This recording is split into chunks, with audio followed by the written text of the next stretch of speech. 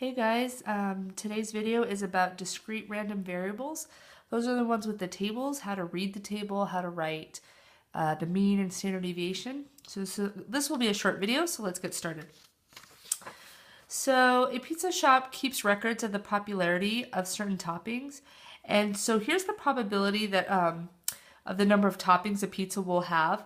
Typically, one topping pizza happens 20% of the time, a two topping pizza happens 50% of the time, and then so on.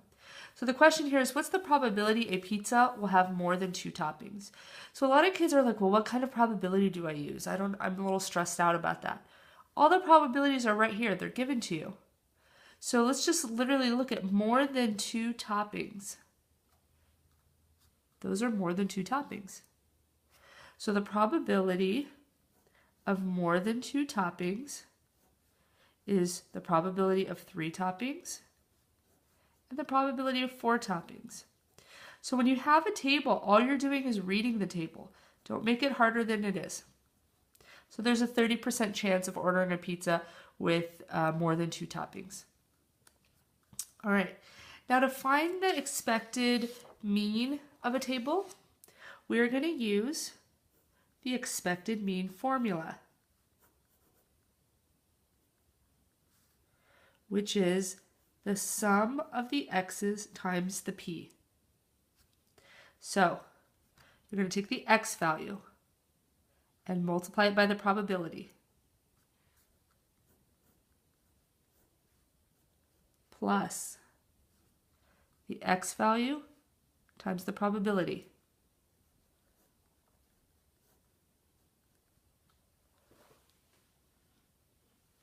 plus the x value times the probability,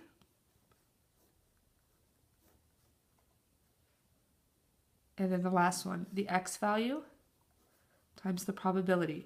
And you're going to do this until you complete the whole chart. So there's four values here. There's 1, 2, 3, 4 terms here. So I know I did it right. Okay, so you're just going to plug that in your calculator and you will get 2.2. All right, now the formula for variance